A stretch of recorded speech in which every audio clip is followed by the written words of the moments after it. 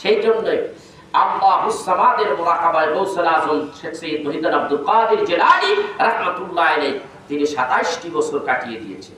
আল্লাহ তাকে অদৃশ্য থেকে পানাহার করিয়েছে। সুবহানাল্লাহ বলবেন না? এখন অনেকে বলে কি সম্ভব, যেটা সম্ভব না হইলে আসহাবে কাহাফ যে 300 বছর পর্যন্ত যে ঘুমাইলো তারপরে আবার 300 বছর পরে জীবিত হইলো, কেমনে জীবিত হইলো? এটা কোরআনেরই কথা, সূরা কাহাফের মধ্যে ঘটনা আছে। তাদেরকে আল্লাহ বাঁচাইছে। আর একটা মানুষ ঘরের মধ্যে বন্দী করে রাখলে বড় জোর 2-2.5 মাস, 1-1.5 মাস, 2 মাস বাঁচে, এরপরে মরিয়া, এটা তো পয়সা শেষ। ঠিক কিনা ধরে কর?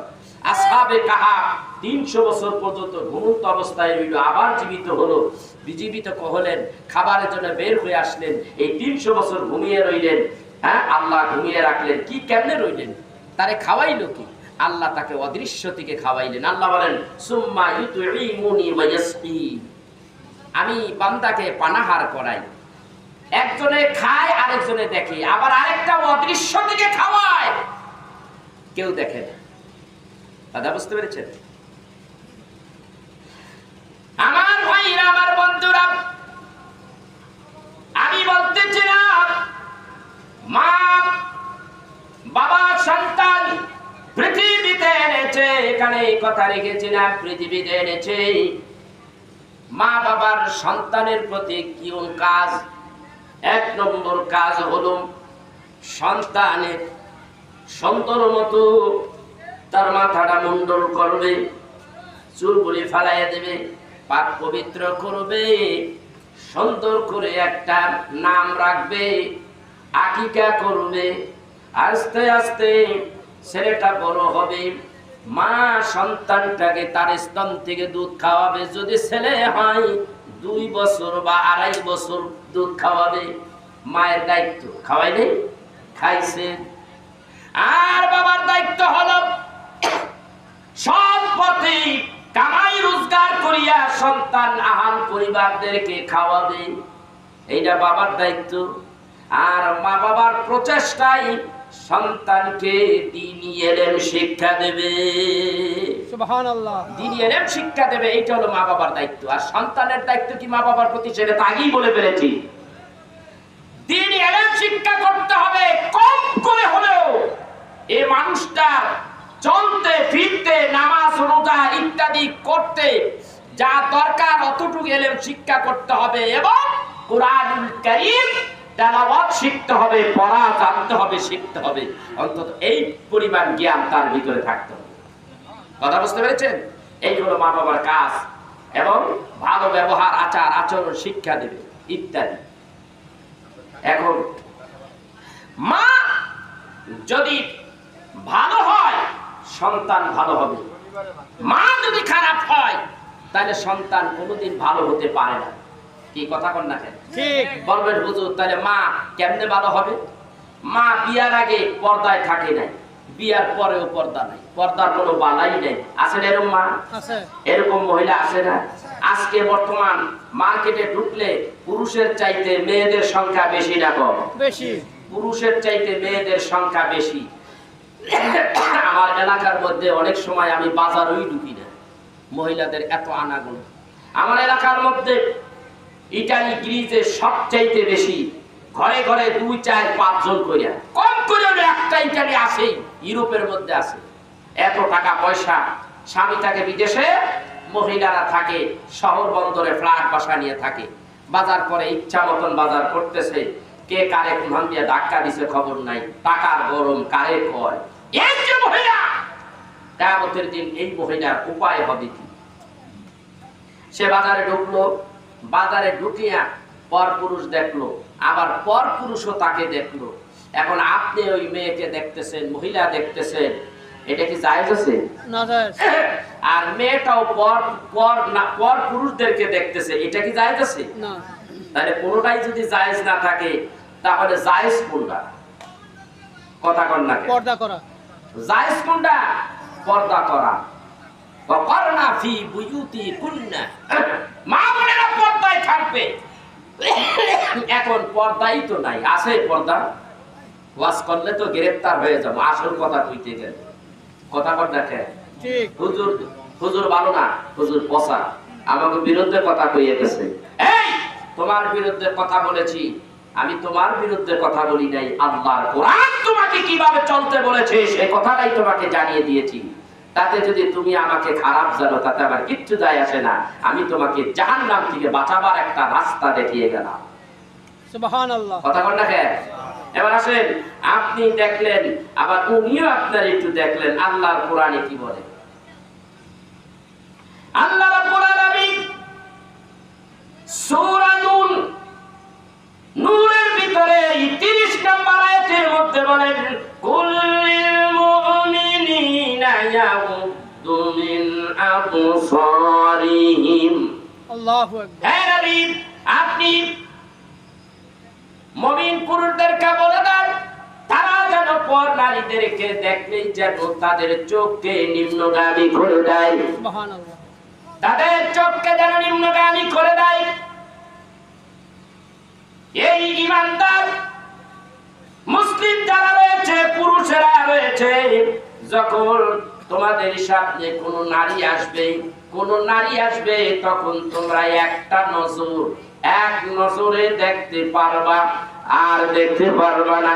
দেখার সঙ্গে সঙ্গে তোমাদের দৃষ্টি শক্তিকে নিম্নগামী করে দাও। সুবহানাল্লাহ।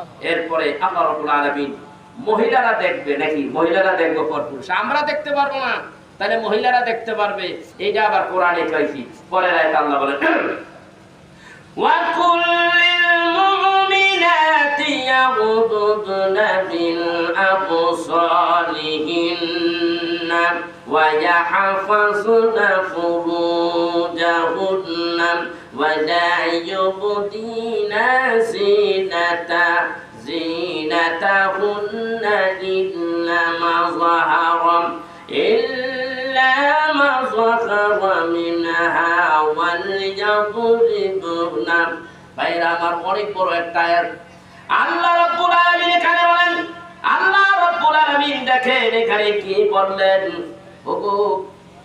ওগো মুমিন মেয়েরা শোনো, তোমরা যখন তোমরা পর পুরুষদেরকে যখন দেখবা, এক নজর দেখে যাও, পরের নজর আর দেখা যায় নাই। এক নজর দেখবার কারণ কি? এটা ভূত না পেতনি? কি বুঝতে হবে না এটা কি? আমি দেখতে পাইলাম এটা একটা মহিলা, তাই আল্লাহ রাব্বুল আলামিনের বিধান তোমাদের চক্ষু দৃষ্টি শক্তিকে নিম্নগামী করো। আর নারীরা যখন পর পুরুষদেরকে দেখবা, দেরি করবা না, মুহূর্তের মধ্যে তোমাদের দৃষ্টি শক্তিগুলি নিম্নগামী করে নাও। সুবহানাল্লাহ। তাইলে পুরুষেরাও মেয়েদের দেখতে পারবে না, আর মেয়েরাও পুরুষদেরকে দেখতে পারবে না, দুটাই হারাম। ঠিক না বেঠি? এবার আল্লাহ রাব্বুল আলামিন বললেন, এবার নারীদেরকে বলা হলো, নারীরা তোমরা তোমাদের এই বুকের জায়গাটা এবং লজ্জা স্থান এইগুলি পর্দা করো, হেফাজত করো, এইগুলিকে মানুষের সামনে এনে দিও না। অনেক মা বোনেরা বের হয়, বুকে কি দেয় না, ওড়না দেয় না। সূরা আযাবের মধ্যে আল্লাহ রাব্বুল আলামিন বিস্তারিত আলোচনা করে দিয়েছে, তোমরা যেন নিজেদের বুকটা খালি রাইখা হাঁটিও না, বুকের উপরে তোমরা ওড়না দিয়া ঢাইকা রাখবা। এটা কার ফয়সালা? আল্লাহর ফয়সালা। এবার রাসূলুল্লাহ সাল্লাল্লাহু আলাইহি ওয়াসাল্লাম হাদিস শরীফের মধ্যে আছে, অনেক সময় আমরা করি কি, কাজ দেই না, অনুমতি দেই নেই না, বাড়ির মধ্যে গড়গড় করে ঢুকে যাই, আছে না নাই? বাড়িতে ঢুকবেন, এইটাও একটা পর্দা, বাড়িতে ঢুকতে পারবেন না, বাড়িতে ঢুকতে পারবেন না। বাড়িতে না ঢুকিয়া মেইন দরজা আছে, বাড়ির একটা বাউন্ডারি আছে না নাই? এই বাউন্ডারির মধ্যে একটা দরজা আছে, দরজার কিনারে দাঁড়াইয়া আপনার ওখানে কলিং বেল, এখন কলিং বেল সিস্টেম আছে, কলিং বেল এইটা সুন্নত সম্মত নয়। তাইলে কি করতে হবে? ওই দরজার কিনারে দাঁড়াইয়া, আবার দরজা বরাবর না, আবার দরজা বরাবর না, এক পাশে, ওইখানে দাঁড়াইয়া বলতে হবে, আসসালামু আলাইকুম ওয়া রাহমাতুল্লাহ। ভেতর থেকে সালামের আওয়াজ নাই, উত্তর নাই, আবার সালাম দিতে হবে, আসসালামু আলাইকুম ওয়া রাহমাতুল্লাহ। সালামের উত্তর নাই, আওয়াজ নাই,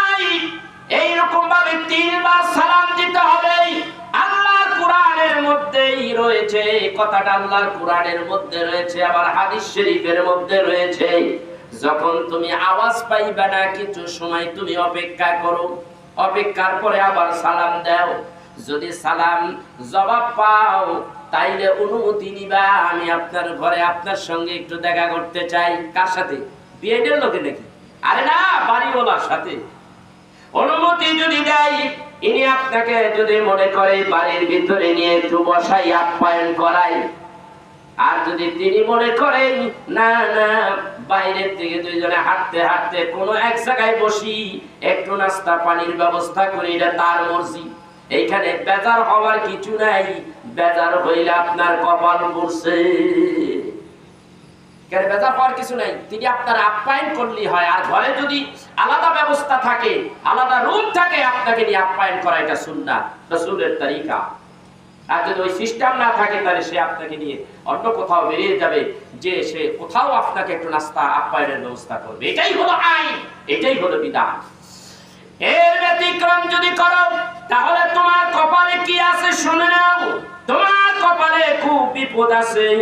আল্লাহ রাব্বুল আলামিন ডাক দিয়া বলেন, দেখেন এই যে গৃহের কথা বলেন কোরআনুল কারীমের মধ্যে, বিসমিল্লাহির রহমানির রহিম, ইয়া আইয়ুহাল্লাযীনা আমানু লা তাদখুলু বুয়ুতান গায়রা বুয়ুতিকুম হাত্তা তাস্তানিসু ওয়া তুসাল্লিমু আলা আহলিহা যালিকুম খায়রুল লাকুম লাআল্লাকুম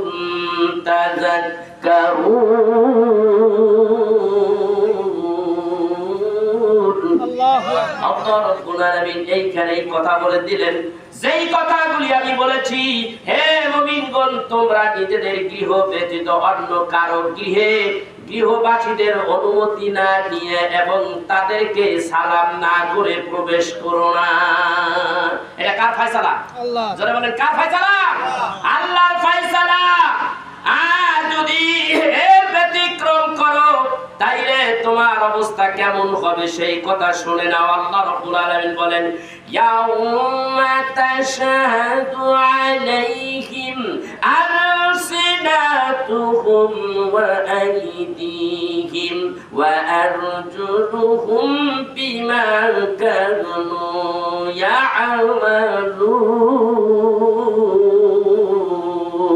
ইয়া'মালুন। আল্লাহ রাব্বুল আলামিন বলেন, যদি তুমি এর ব্যতিক্রম করো তাহলে বেপরদায় নারীরা চললো, তুমিও না বেপরদায় চললাম, উভয় উভয়কে দেখলাম।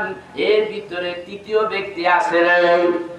যখন তৃতীয় ব্যক্তিকে, তৃতীয় ব্যক্তি শয়তান একটা দুর্ঘটনা ঘটাইয়া দিতে পারে।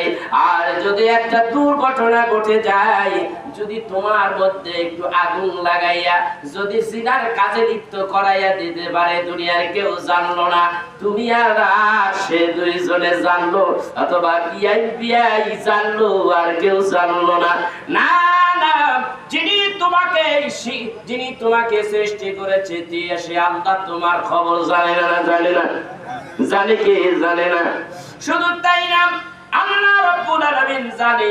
তারপরও দেখেন এই আয়াতের মধ্যে বলেন, ইয়াউমা তাশহাদু আলাইহিম আলসিনাতুহুম ওয়া আইদিহিম। আল্লাহ বলেন, হে দুনিয়ার মানুষ শুনুন, যেই দিন তাদের বিরুদ্ধে সাক্ষ্য দেবে তাদের জিহ্বা। কিসে সাক্ষী দিবে?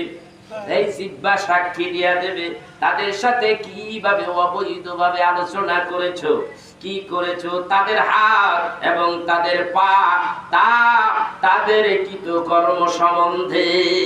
সেই দিন আপনার বিরুদ্ধে কথা বলবে, জিহ্বা কথা বলবে, পা কথা বলবে, আপনার অঙ্গ প্রত্যঙ্গ, আপনি যা যা করেছেন দুনিয়ায় কেউ জানে না, আল্লাহ তো জানি।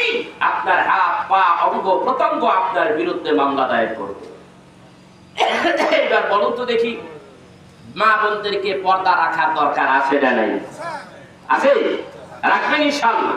মা বোনদেরকে পর্দায় রাখবে। এই বিষয়ে আলোচনা করলে কয়েক ঘন্টা চলে যাবে, একটা আলাদা বিষয় এই আলোচনাগুলি। সেই জন্য আমি আপনাদের খেদমতে আরজ করব ভাইরা, আমরা যতদিন বেঁচে থাকবো আমরা নিজেরা পর্দা মানবো, অপরকেও পর্দায় রাখতে চেষ্টা করব। আসুন আরেকটু আলোচনা আমি করব।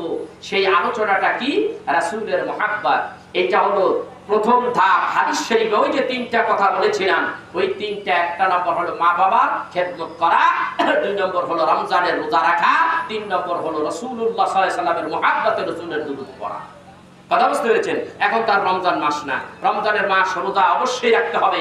একজন মুমিন মুমিনা দুইজনেই আপনার উপর রমজান রোজা ফরজ হইলে অবশ্যই রোজা রাখতে হবে। 3 নম্বর হলো রাসূলের মুহাব্বতে নবীদের মিলাদ দুরূদ পড়তে হবে। দুরূদ শরীফ ছাড়া মিলাদ হয় কি? হয় না। আল্লাহর নবী বলেন, ও দুনিয়ার মানুষ শোনো, আমার প্রতি যদি দুরূদ শরীফ পড়ো তাইলে শুনে নাও, মান সাল্লা আলাইয়া ওয়াহিদাতান সাল্লাল্লাহু আলাইহি আশার। নবী আমার ডাক দিয়ে বলেন, যদি কোনো ব্যক্তি আমি নবীর উপরে একবার দুরূদ শরীফ পড়ে তাহলে আল্লাহর পক্ষ থেকে তার উপরে 10 বার রহমতের বাড়ি বর্ষিত হয়। সুবহানাল্লাহ বলবেন না? হাদিস শরীফের মধ্যে আছে, যেই ব্যক্তি আমি নবীকে মুহাব্বত করিয়া দুরূদ শরীফ বেশি বেশি পড়বে, কিয়ামতের দিন মুসিবতের দিন আমি নবী তাকে কাতার থেকে খুঁজিয়া খুঁজিয়া আমি রব্বুল আলামিনের নবী তাকে আমি সুপারিশ করে আল্লাহর জান্নাতে পাঠাইয়া দেব।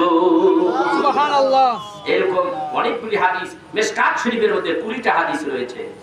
আমার ভাইরা, ওই নবীজির মুহাব্বতটাই হলো সবচাইতে বড়। নবীর মুহাব্বত আপনার ভিতরে নাই, কোনো ইবাদত কোনো আমলের দাম নাই। আছে কি? নাই। সাহাবীরা নবীর জন্য জীবন দিয়েছে কি কারণে? মুহাব্বত ছিল দেখেই, নাকি কোন? মুহাব্বত ছাড়া কারো জন্য ভালোবাসা হয় না, ভালোবাসা ছাড়া কারো জন্য জীবন দেওয়া যায় না। এ আমার ভাইরা, শুধু তাই নাই, নবীজির মুহাব্বত কি? বুখারী শরীফের মধ্যে আছে, নবীজি আমার মসজিদে নববীর ভিতরে খুতবা দিতে লাগলেন। হঠাৎ করিয়া দেখে একটা মরা খেজুর গাছের ভিতর থেকে আওয়াজ আসতেছে, বাচ্চা শিশুর মতো কান্না শুরু করে দিল। হাদিস শরীফের মধ্যে আসে, বুখারী শরীফের মধ্যে আসে, বাচ্চা শিশুর মতো কান্না শুরু করে দিয়েছে। সাহাবীরাও তাকায়, একজন আরেকজনের দিকে তাকায়, কি হইলো, কারা কান্দে? সাহাবীরা দেখে মরা খেজুর গাছের ভিতর থেকে বাচ্চা শিশুর মতো কান্নার আওয়াজ আসতেছে। নবীজি জিজ্ঞাসা করে, সাহাবীরা কি হয়েছে? ইয়া রাসূলুল্লাহ, ইয়া হাবিবাল্লাহ, ওই মরা খেজুর গাছের ভিতর থেকে কান্নার আওয়াজ আসতেছে। দিনের নবী বলেন, আমি ওই মরা খেজুর গাছটার কাছে গেলাম, আমি যাইয়া ডাক দিয়া বললাম, তুই কি জন্য কাঁদো? মরা খেজুর গাছ মানুষের মতো কথার জবাব দেয়, ইয়া রাসূলুল্লাহ, ইয়া হাবিবাল্লাহ, আমি কেন কাঁদি? আপনার বিরহ যন্ত্রণায় বিচ্ছেদের আগুন লেগে গেছে গো নবীজি। আপনি তো অনেকদিন আমি খেজুর গাছের সঙ্গে পিঠটা লাগাইয়া হেলান দিয়ে আপনি খুতবা পড়েছেন গো নবীজি। আজকে আপনি আমাকে বলিয়া, আপনি যখন 3 সিঁড়ি বিশিষ্ট আপনি মেম্বারে দাঁড়াইয়া যখন খুতবা দিতে লাগলেন, এই বিচ্ছেদের আগুন আমি কেমন করে সইব? আপনার বিচ্ছেদের আগুন আমার কলিজায় লেগেছে।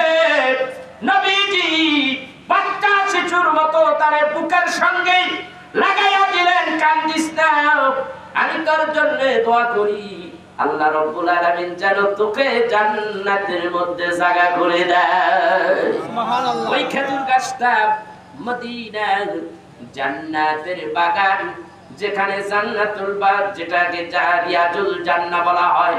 আমি এইবার নিজে কিন্তু আমি ওই খেজুর গাছটা নাই, কিন্তু এখন একটা পিলার আছে, ওই পিলারটা ধরিয়া আমি কেঁদেছি, দোয়াও করেছি।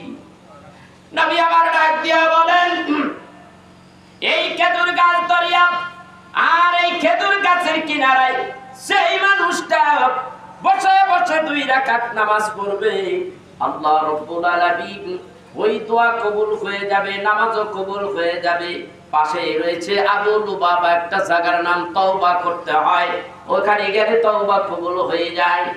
আর 2 রাকাত নামাজ পড়লে আল্লাহ রাব্বুল আলামিন তওবার নামাজের খাতিরে তার গুনাহগুলি maaf করে দেয়। সুবহানাল্লাহ। আমি নিজে দেখে আসছি। আমার ভাইরা, আমার বন্ধুরা, নবীর মুহাব্বতে যদি একটা মরা খেজুর গাছ কাটতে পারে, আমি আর আপনি একজন প্রাণ বিশিষ্ট একটা মানব, আশরাফুল মাখলুকাত, সৃষ্টির সেরা আশরাফুল মাখলুকাত, আমার নবীর চিনলাম না, নবীর মুহাব্বত অন্তরের মধ্যে রাখলাম না। এটা কেমন কথা হলো, কেমন কথা হলো? রাসূলুল্লাহ সাল্লাল্লাহু আলাইহি ওয়াসাল্লাম দেখেন নবীজির জন্য সাহাবীরা কিভাবে কষ্ট করে জীবন দেয়। এইটুকু বলেই আমি আমার আলোচনা শেষ করে দেব। আমি উহুদের ময়দানে যখন গেলাম, উহুদের ময়দানে আমাকে বললেন, হুজুর, এই যে হাজা আমির হামজা রাদিয়াল্লাহু তাআলা আনহু, এখানে ঘুমিয়ে আছে হাজা আমির হামজা, 70 জন সাহাবী এখানে ঘুমিয়ে আছে। হযরতে হানজালা আমির হামজা এখানে ঘুমিয়ে আছে। হানজালা শুনতে পাইলেন উহুদের ময়দানে আমার নবী নাই, নবী শহীদ হয়ে গেছে, পুতিরা মুহাম্মদ, মুহাম্মদ নাই, মুহাম্মদ শহীদ হয়ে গেছে। এই কথাটা যখন শুনতে পাই হযরতে হানজালা, তখন ফরজ গোসল তার জন্য ফরজ হয়ে গেছে, পানির কিনারায় গোসল করবে। এমন সময় কে যেন বলে, নবী নাই, উহুদের ময়দানে নবী আমার শহীদ। হানজালা ডাক দিয়া বলে, বিবি দে তরবারি দে। ও স্বামী, আপনার উপরে ফরজ গোসল ফরজ হয়ে গেছে, গোসল ফরজ হয়ে গেছে, গোসল তো করেন নাই। নবীজির সাহাবী হযরতে হানজালা ডাকতা বলেন, এ বিবি, কার জন্য গোসল করব, কেন গোসল করব রে? আমার নবী নাই, নবী শহীদ উহুদের ময়দানে। দে তরবারিটা দে, দেখা হবে রোজ হাসরের ময়দানে। এই কথা বলিয়া হযরতে হানজালা চলে গেলেন উহুদের ময়দানে। অনেকগুলি কাফেরদেরকে হত্যা করিয়া নিজে নিজে শহীদ হইয়া আল্লাহর জান্নাতে চলে গেলেন। এই শহীদ হলেন হানজালা, এ কথা তার স্ত্রীর কানে চলে গেলে স্ত্রী দৌড় মারলেন, আমার স্বামী তো নাপাক, দৌড় মারলেন। তখন নবীজি খুবই আহত হয়ে গেছেন। সাহাবীদেরকে বলতেছে, জীবিত সাহাবীদেরকে বলতেছে, উহুদের ময়দানে যারা শহীদ হয়ে গেছে এদেরকে 2 জন 3 জনদেরকে বিনা গোসলে কবর দিয়ে দাও, কবর দিয়ে দাও। কবর দেওয়া হচ্ছে, এমন সময় হানজালার স্ত্রী ডাক দিয়ে বলেন, ইয়া রাসূলুল্লাহ, ইয়া হাবিবাল্লাহ, আমার স্বামীকে গোসল না দিয়া কবর দিবেন না গো নবীজি। তিনার নবী বলেন, আমি দেখি এইরকম আওয়াজ দিয়ে দিয়ে একটা মহিলা দৌড়ে আসতেছেন, আউলা কেস, পাগল বেশ, মাথার চুলগুলি উস্কো খুস্কো, পাগলের মতো হয়ে গেছে, স্বামী দুনিয়ায় নাই। কত ভালোবাসতেন নবীজিকে, স্বামী দুনিয়ায় নাই। দৌড়াইয়া নবীজিকে বলেন, কাছে এসে বলেন, ইয়া রাসূলুল্লাহ, হানজালা, হানজালা ফরজ গোসল করার জন্য পানির কিনারে দাঁড়াইছিল, আপনি দুনিয়ায় বেঁচে নাই, আপনি শহীদ হয়ে গেছেন। এই কথাটা শোনার পরে হানজালা ফরজ গোসলের কথা বলিয়া গেছে, দৌড়াইয়া আসলেন তলোয়ার নিয়া। শুনেছি উহুদের ময়দানে হানজালা শহীদ। ইয়া রাসূলুল্লাহ, আমার স্বামীকে বিনা গোসলে কবর দিবেন না। নবীজি ডাক দিয়া সাহাবীদের বলে, দেখ দেখ, আমার প্রিয় সাহাবী হানজালার লাশ কই? সাহাবীরা, আমার হানজালার লাশ খুঁজিয়া বাই কর। সাহাবীরা গোটা উহুদের ময়দানে হযরতে হানজালার লাশ খুঁজতে লাগলেন, লাশ খুঁজিয়া পায় না। নবীজির কাছে এসে ডেকে বলে, ইয়া রাসূলুল্লাহ, গোটা উহুদের ময়দানে হযরতে হানজালার লাশ খুঁজলাম, হানজালার লাশ পাই নাই। ঠিক এই সময় জিবরাইল এসে কানে কানে নবীজিকে ডাক দিয়ে বলেন, ইয়া রাসূলুল্লাহ, ইয়া হাবিবাল্লাহ, একটু আকাশের দিকে তাকান। নবীজি আকাশের দিকে তাকাইলেন, অমনি চায়া দেখে আকাশের ঊর্ধ্বদেশ থেকে উপর থেকে কিছু ফেরেশতারা হযরতে হানজালার লাশখানা জমিনের দিকে নিয়ে আসতেছে। জমিনে আনা হলো, শোয়া দেওয়া হলো। নবীজিকে জিবরাইল বলে, ইয়া রাসূলুল্লাহ, ইয়া হাবিবাল্লাহ, হযরতে হানজালা রে দুনিয়ার সাধারণ পানি দিয়া গোসল দিতে পছন্দ করে নাই আল্লাহ। যেই হানজালা নবীর প্রেমে নিজের জীবন দিয়া দিয়েছে, যেই হানজালা নবীকে এত ভালোবাসলো, যেই হানজালা নবীর প্রেমে ভালোবাসায় ফরজ গোসল ভুলে যেতে পারলো, আল্লাহ রাব্বুল আলামিন এই দুনিয়ার সাধারণ পানি দিয়া তারে গোসল দিতে তিনি পছন্দ করেন নাই। তাই ফেরেশতাদেরকে বলেছে, ফেরেশতারা রে, আমার নবীর প্রাণ প্রিয় সাহাবী হযরতে হানজালা রে আকাশের পানিতে পানি দিয়া গোসল দে। আমার হানজালা রে আকাশে উঠাইয়া নিয়ে আয়, আকাশে আকাশে সুন্দর পবিত্র পানি দিয়া আমার হানজালা রে গোসল দিয়া দে। সেই হানজালা, সেই আমির হামজা 70 জন সাহাবী উহুদের ময়দানে ঘুমিয়ে আছে, আমি নিজে দেখে আসছি। ভাইরা, আমি বলবো নবীজিকে ভালোবাসতেন, নবীর জন্য জীবন দিয়েছেন, সেই জন্য আল্লাহ রাব্বুল আলামিন তারে পুরস্কার দিলেন। দুনিয়ার সাধারণ পানি দিয়ে তারে গোসল দিলেন না। তিনি নবীর জন্য যে পাগল ছিলেন, নবীর প্রেম ভালোবাসার কারণে তিনি যে জীবন দিয়েছেন, সেই প্রেম ভালোবাসা দেখে আল্লাহ রাব্বুল আলামিন তাকে আকাশের পানি দিয়া, পবিত্র পানি দিয়ে তাকে গোসল দিয়েছেন। ভাইরা, আমি বলতে চাচ্ছি, আমার নবীর মুহাব্বতে যদি আল্লাহ তাকে ইজ্জত করতে পারে, আমরা যদি সেই নবীর মুহাব্বতে মিলাদ পড়ি, দুরূদ পড়ি, সেই নবীর মুহাব্বতে 2 ফোঁটা চোখের পানি ফেলতে পারি, সেই নবীর মুহাব্বতে যদি মাহফিলে বসে একটু দুরূদ সালাম করতে পারি, আমাদের জন্য কিছু কি আল্লাহর কাছ থেকে সম্মান, কিছু কি সম্মানিত, কিছু কি ইজ্জত আমরা কি আল্লাহর পক্ষ থেকে পাবো না? আল্লাহ বলেন, ওয়া তুআসসিরুহু ওয়া তুআক্কির, আমার বন্ধুকে ইজ্জত করো, আমার বন্ধুকে সাহায্য করো। আমার বন্ধুকে ইজ্জত করলে তোমার ইজ্জত বাড়িয়ে দেব, তুমি আমার বন্ধুকে সাহায্য করলে আমি আল্লাহ রাব্বুল আলামিন তোমার সাহায্য, ইজ্জত এবং তোমাকে আমি আল্লাহ সাহায্য করব। সুবহানাল্লাহ। আল্লাহ রাব্বুল আলামিন বলেন, নবীর জন্য যদি জীবন দাও লাভ আছে। আল্লাহ বলেন, ওয়ালা তাকুলু লিমান ইউকতালু ফি সাবিলিল্লাহি আমওয়াত বাল আহইয়াউ ওয়ালাকিন লা তাশউরুন।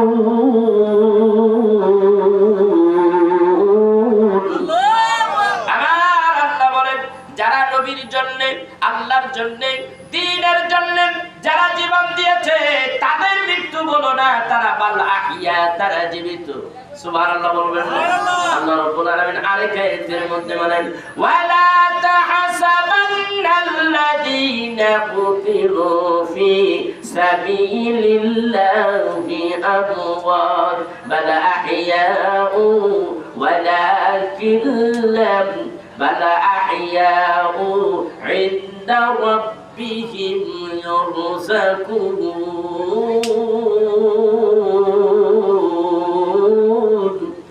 আল্লাহ রাব্বুল আলামিন বলে, যারা আমার জন্য, আমার হাবিবের জন্য জীবন দিল, তাদের মৃত্যু বলো না, বাল আহিয়া ও ইনদা রাব্বিহিম ইরযাকুন, তারা কবরের মধ্যে থাকলে অনন্তকাল কিয়ামত আসার আগ পর্যন্ত কবরের মধ্যে আমি আল্লাহর পক্ষ থেকে রিজিক পাইয়া থাকে। আল্লাহ তাদেরকে খাওয়াই, পড়াই, তার সমস্যা হয় না। আযান দিলে, ওয়াক্ত হলে, নামাজের ওয়াক্ত হলে তাসবিহ পড়তে থাকে, তারা জিকির আজকার কোরআন সেই কবরের মধ্যে তারা পড়তে থাকে। আল্লাহ রাব্বুল আলামিন সেই ফ্যাসিলিটি তাদেরকে দিয়েছে। আল আম্বিয়া ওয়াল আউলিয়া কামা সাল্লুনা ফি বুয়ুতিহিম ইয়া কামা সাল্লুনা ফি কুবুরিহিম। আল্লাহর ওলিরা, নবীরা কবরের মধ্যে জীবিত, তারা তাসবিহ তাহলিল করে, তারা আল্লাহর পক্ষ থেকে খাবার খেয়ে থাকে। এইটাই হলো আল্লাহর ফয়সালা, নবীজির পক্ষ থেকে নবীজির আলোচনা, নবীজির কথা। সেই জন্য ভাইরা, নবীজিকে ভালোবাসতে হবে। যে মানুষ রসুলকে ভালো না বাসে, সে তো আল্লাহর বান্দাই হতে পারে না। যে নবীজিকে, নবী রসুলকে ভালোবাসে, আল্লাহ তাকে ভালোবাসে। নবীজির প্রতি বেশি বেশি দুরূদ পড়তে হবে। নবীজির প্রতি সালাম দিতে হবে। আল্লাহ রাব্বুল আলামিন কোরআনুল কারীমের মধ্যে সেই কথা বলেন, ইন্নাল্লাহা ওয়া মালাইকাতাহু ইউসাল্লুনা আলান নবী। আল্লাহ বলেন, আমি নিশ্চয়ই সমস্ত ফেরেশতাদেরকে নিয়ে আমি আমার হাবিবের উপরে দুরূদ শরীফ পড়ি। ইয়া আইয়ুহাল্লাযীনা আমানু সাল্লু আলাইহি ওয়া সাল্লিমু তাসলিমা। মহান রব্বুল আলামিন কোরআনুল কারীমের মধ্যে বলতেছে, হে বিশ্বাসী বান্দার বান্দারা, আমি তো পড়ি, তোরা আমার বন্ধুর উপরে দুরূদ শরীফ পড় এবং আদবের সাথে সালাম পাঠাও। কে বলছে? আল্লাহ বলেছে। তো ভাইরা, আলোচনা আর করবো না, আমার রাসূলকে একটু সালাম দেব, আমার নবীর শানে একটু দুরূদ ও সালাম পড়েই আমি আলোচনা শেষ করে দেব। তো আমি বলতেছিলাম, এইটা হলো শুহাদায়ে কারবালার আলোচনা মাহফিল। তো শুহাদায়ে কারবালার এখন তো আর চাঁদ নাই, এখন তো নতুন চাঁদ উঠে গেছে। তো ভাইরা, শুহাদায়ে কারবালার এই প্রোগ্রামটা বৃষ্টি বা বিভিন্ন কারণে দেশের পরিস্থিতি ভালো না, সেই কারণে একটু পিছিয়ে আসতে আসতে আরেকটা চাঁদের মধ্যে ঢুকে গেছে। শুহাদায়ে কারবালা উপলক্ষে আপনারা যে আলোচনা শুনবেন এবং একটি মাহফিল করবেন মুহাব্বতে, রাসূলুল্লাহ সাল্লাল্লাহু আলাইহি সাল্লাম সেই সম্পর্কে বলে, যারা আমার আহলে বায়তকে যারা ভালোবাসে তারা যেন আমি রাসূলকে ভালোবাসে। আমার আহলে বায়তকে কষ্ট দিও না, আমার আহলে বায়তকে কষ্ট দিলে আমি রাসূলকে কষ্ট দেওয়া হয়। এজন্য কোরআনুল কারীমের মধ্যে সূরা আহজাবের মধ্যে বলেছেন, ইউযুনাল্লাহ, আল্লাহ কোরআনের মধ্যে বলেছে যে তোমরা আল্লাহ বলেছে তোমরা আমার হাবিবকে কষ্ট দিও না। যে আমার হাবিবকে কষ্ট দেয়, আল্লাহকে কষ্ট দেয়, হাবিবকে কষ্ট দেয়, তার জায়গা কোথায়? লানাহুল্লাহ, আল্লাহ তাদেরকে অভিশাপ করে। ফিদ দুনিয়া ওয়াল আখিরাহ, দুনিয়ায় এবং আখিরাতে, এবং তাদের জন্য ভয়ানক আযাবের ব্যবস্থা রয়েছে। সেজন্য আল্লাহকে কষ্ট দিলে, নবীকে কষ্ট দিলে আল্লাহ তাদের উপরে লানত করে। এখন তার আহলে বায়ত হাসান হোসাইনকে যদি কেউ কষ্ট দেয়, নবী খুব খুশি, তাই না? বেজার। কথা কোন না খায়? বেজার। তাইলে আহলে বায়তকে কষ্ট দিলে নবী বেজার। তো নবী বেজার হইলে আল্লাহ কি খুশি না বেজার? আল্লাহ বেজার। তার হাবিব খুশি, বেজার, আল্লাহ বেজার। ঠিক কিনা ধরে কর। এবং তার যে লানাতুল্লাহ, তার উপরে লানত আল্লাহ করেছে। ফিদ দুনিয়া ওয়াল আখিরাহ, দুনিয়া এবং আখিরাতে তাদের উপরে লানত করতে থাকবে কিয়ামতের দিন। তার জন্য কি হবে? তার জন্য ভয়ানক আযাবের ব্যবস্থা রয়েছে। সেই জন্য আমরা এই আহলে বায়তকে ভালোবাসি, আহলে বায়তকে ভালোবেসে আমরা সেই মতে আমরা চলবো। রাসূলুল্লাহ সাল্লাল্লাহু আলাইহি ওয়াসাল্লাম হাদিস শরীফের মধ্যে বলছেন, আমি তোমাদের জন্য দুইটি জিনিস রাখলাম, কিতাবুল্লাহ, একটা হলো কিতাব, আল্লাহর কিতাব, এটাকে তোমরা ধরে রাখবে। আরেকটা হলো কি? আহলে বায়ত, আমার আহলে বায়তের অনুসরণ করবা, মুক্তি পাবা, তোমরা পথভ্রষ্ট হবে না। এইজন্য আহলে বায়তকে ভালোবাসতে হবে, আহলে বায়তের আলোচনা শুনতে হবে, আহলে বায়তের যে কথাগুলি আছে সেইগুলো আমরা শুনবো। আজকে বর্তমান বাংলাদেশের মধ্যে এক শ্রেণীর লোক আছে, ইমাম হাসান হোসেন আহলে বায়তের পক্ষে না থেকে এজিদ বাহিনীর পক্ষে চলে গেছে, আছে না নাই? অসংখ্য আলেম ওলামা নামধারী ওলামায়ে সুর হয়ে গেছে, তারা এজিদের পক্ষে গেছে। এজিদের চাটামি, এজিদের যে আপনার প্রশংসা করতে থাকে, ইমাম হাসান হোসেন নাকি ভুল করেছে, এমন ধরনের কথা বাক্য বলতে থাকে। আমার ভাইয়া, ইমাম হাসান হোসেন সম্পর্কে রাসূলুল্লাহ সাল্লাল্লাহু আলাইহি ওয়াসাল্লাম অনেক হাদিস বলেছে। আচ্ছা বলেন তো দেখি, রাসূল ইমাম হাসান হোসেন সম্পর্কে বলেছে, আর আপনি বলেন তো কি এজিদ সম্পর্কে কোনো হাদিস রাসূল বলছে? না, কোনো জায়গায় বলে নাই। আপনারা দেখেন, ইমাম হাসান হোসেন আপনার সন্তানের নাম রাখেন, এজিদ কোন সন্তানের নাম হইছে? রাখছে কেউ? রাখে নাই। তাহলে এই পশুরা, এই বেয়াদব ওলামায়ে সুরা, তাদের নামও তো এজিদ রাখেন।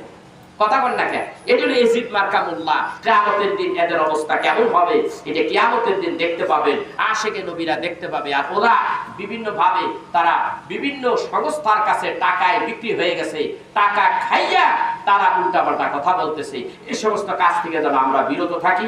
ওরা আপনাদেরকে টাকা নিয়ে আসবে, আপনারা আসেন, আমরা এজিদের পক্ষে থাকি, আমরা যত টাকাই দেব আমরা এজিদের পক্ষে যাব না। এজিদের পক্ষে থাকা আপনার এই কি বলে আহলে বায়তের পক্ষে থাকতে কে বলেছে? নবীজি বলেছে। আহলে বায়তের পক্ষে থাকতে কে বলেছে? নবীজি বলেছে। কোরআনকে ধরে রাখো, আহলে বায়তকে অনুসরণ করো, কে বলেছে? তাহলে তোমরা পথভ্রষ্ট হবে না। হাদিস শরীফের মধ্যে আসছে, এরকম অনেক হাদিস আসছে। তো ভাইয়া, আমরা তাদের কথা শুনবো না, আমরা শুনবো কোরআন হাদিসে কি বলে, সেই কথা শুনবো, আমল করবো। রাজি আছি ইনশাআল্লাহ? এবার আসে, প্রত্যেকটা মানুষ, আমরা মুসলমান, আমরা নামাজ চাই কি চাই না? আমরা প্রত্যেকে যেন 5 ওয়াক্ত নামাজ পড়তে পারি। নামাজ পড়বেন না তাহলে আপনার বিপদ আছে। নামাজ পড়বেন, এই হাতের আঙ্গুলগুলি নামাজের কাজে লাগে না নাকি? লাগে। লাগে কি লাগে না? এই যে যখন ফালান এই আঙ্গুলগুলি লাগে কিনা, পায়ের আঙ্গুলগুলি লাগে কিনা, পা ব্যবহার হয় কিনা, এই হাঁটু ব্যবহার হয় কিনা, হাতের কণিগুলি ব্যবহার হয় কিনা, নাকের দরকার হয় কিনা, চোখের দরকার হয় কিনা, বিশেষ করে কপালটা স্পেশাল দরকার হয় কিনা, এই অঙ্গ প্রত্যঙ্গ কাল কিয়ামতের দিন আপনার পক্ষে সাক্ষী দিবে। আল্লাহ তোমাকে মহব্বত করে তোমার বান্দা তোমাকে রুকু করেছে, সিজদা করেছে, সব অঙ্গ প্রত্যঙ্গ তোমার পক্ষে দাঁড়িয়ে আল্লাহ রাব্বুল আলামিনের দরবারে সুপারিশ করবে। তাহলে আমাদের উপকার হবে না ক্ষতি হবে? আর যে ব্যক্তি নামাজ ছেড়ে দিল এই অঙ্গ প্রত্যঙ্গগুলি আপনার বিরুদ্ধে মামলা দায়ের করবে। আল্লাহ গো আমারে তোমার কাজে ব্যয় করে না, ব্যবহার করে নাই, তোমার কাজে ব্যবহার করে নাই, তাইলে তো বিপদ হয়ে যাবে। ঠিক কিনা বেঠি? মানুষ বিপদে পড়লে উল্টা পাল্টা কয়, কয় কি কয় না? মানুষ বিপদে পড়লে মিথ্যা কথা কয় কি কয় না? কিয়ামতের দিন আল্লাহর ভয়ানক অবস্থা দেখে অনেক মানুষ বলবে, জিজ্ঞাসা করবে, প্রথমেই নামাজের কথা জিজ্ঞাসা করবে, আপনি তো ভয়ের সঙ্গে মিথ্যা কথাও বলবেন। আল্লাহ রাব্বুল আলামিন বলে ঠিক আছে তাইলে রুকু সিজদা করো। রুকু করতে পারবেন না, সিজদাও করতে পারবেন না, মাথা বেঁকা করতে পারবেন না, গাছের মতো পিঠ শক্ত হয়ে যাবে। সেই জন্য আমাদের 5 ওয়াক্ত নামাজ পড়ার দরকার আছে না নাই? সবাই পড়বে ইনশাআল্লাহ। ইনশাআল্লাহ আল্লাহ রাব্বুল আলামিন যেন আমাদেরকে নামাজ পড়ার তৌফিক দান করে। বিবিকে পর্দায় রাখবেন, আপনার মেয়েগুলি বেশি পর্দায় পড়বে। আপনার মেয়ে বিশেষ করে দেখেন, মেয়ে মায়ের আগে মেয়ের কি করতে হবে? পর্দায় থাকতে হবে বেশি। কেন? মা এটা তো বেচা হয়ে গেছে গা, কি করেন কথা কন, মায়ের কি আরেক জায়গায় বিয়ে দেওয়া যাবে? নাউজুবিল্লাহ, আরেক জায়গায় তো বিয়ে দিয়ে দেওয়া যাবে না। কিন্তু মেয়ে শেয়ার হয়ে গেছে, তারে বিয়ে দিতে হবে, তার জন্য পাত্র খুঁজতে হবে। মা তার পর্দা তো অবশ্যই থাকতে হবে, কিন্তু মেয়েটা যাক শেয়ানা মাইয়া একটু ঘুরতে চায়, এই তো কপাল করছে, এগুলি করা যাবে না। মেয়েদের পোশাক আশাক ইসলামিক ফর্মুলায় পোশাক বানিয়ে দিবেন, ধোলা পোশাক বানাবেন, এই টাইট ফিটিং এগুলি সব বিজাতিদের কালচার, এখান থেকে আমি ফিরে থাকবো। মেয়েদেরকে ওই ধরনের পোশাক পরাবেন না, যেই পোশাক পরলে তাদেরকে আরো আকর্ষণ দেখা যায়, যে সম্পূর্ণ হারাম হারাম হারাম। এমন ধরনের বোরখা আছে যেই বোরখা পরলে আপনার পর্দার চাইতে বেপর্দা বেশি। ঠিক কিনা ধরে কোন? এই বোরখাও হারাম। বোরখা পরতে হবে ঢিলা ঢালা, এবং বোরখার রং হতে হবে কালো। কথা বলে কালো হতে হবে, অন্য কোন ডিজাইনের কোন রকমের বোরকা থাকিতে পারিবে না। এখন আবার অনেকেরা বলতেছে হুজুর কি করব, পর্দায় যখন থাকতে হবে, মেয়েরা নারী জাতিরা কাজকর্ম করবে, তাহলে মুখটা তো ঢাকার প্রয়োজন নাই, মুখটা খুলে তারপরে বাকিটা পর্দায় রাখলে হয়ে যায়। এই পর্দা কি হয় না হুজুর? আমারে অনেকে প্রশ্ন করে। তো আমি বললাম যে না, কখনো হতে পারে না, কারণ নারীর প্রথম আকর্ষণ হলো তার চেহারায়। ঠিক কিনা ধরে কোন? চেহারাটা দেখলেই বোঝা যায় যে মেয়েটা খুবই সুন্দর, তখন তার ভিতরে শয়তানের যত রকমের আকাম কুকাম প্রশ্ন ভিতর থেকে জাগে। জাগে কি জাগে না? মেয়েটা দেখতে খারাপ, আর যেই মেয়ে দেখতে খারাপ এই মেয়ের দিকে কেউ তাকায়? যেই মেয়ে দেখতে ভালো সেই মেয়ের দিকে বারবার তাকায়। সেই জন্য আপনার এই মুখমণ্ডলটা এইটাও একটা পর্দার অংশ। কি করবেন? তাইলে বলবেন হুজুর তাইলে কি এরা পথ চলতে থাকবে, আসার খাইবো, দেখবো না? দেখবে না কে বলছে? এই চোখ খুলে রাখতে পারেন, মুখমণ্ডল খুলে রাখা যাবে না।